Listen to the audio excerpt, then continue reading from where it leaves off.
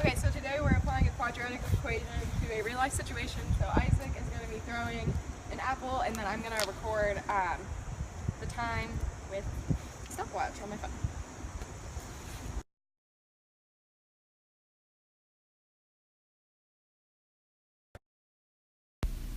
We measured the height with a tape measure held up to Isaac's hand within the throwing position.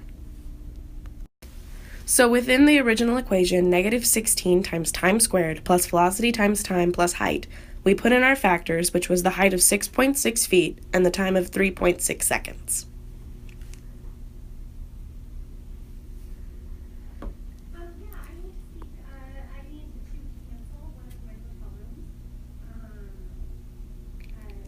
After this, we squared 3.6 to get 12.96. Then we multiplied 12.96 by -16, that equaled -207.36.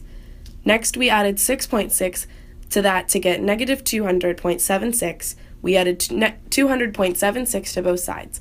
Now we divide 200.76 by 3.6 to get our velocity of 55.76 feet per second.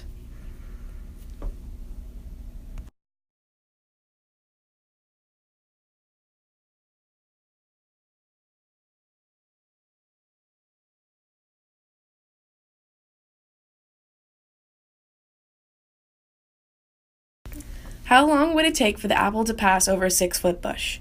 First, we put in 6 on the left side of the equation. We subtract that over to get 0.6. Now we use the quadratic equation to solve for time. We put our factors in and begin to solve. First, we squared 55.76, and then we multiplied -16 and 0.6. We added those terms together.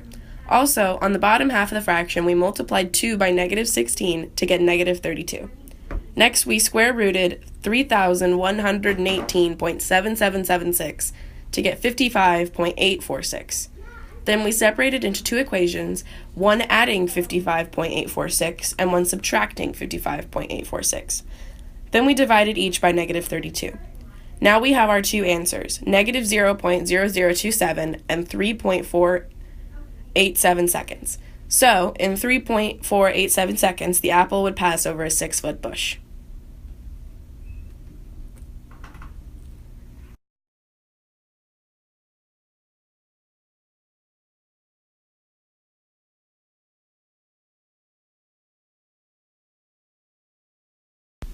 We put our equation into Desmos to find the vertex, which is 1.74 seconds, 55.18 feet.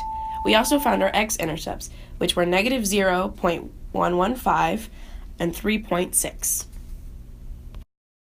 We also used it to find our domain and range. Our domain was -infinity to +infinity, and our range was -infinity to 55.181.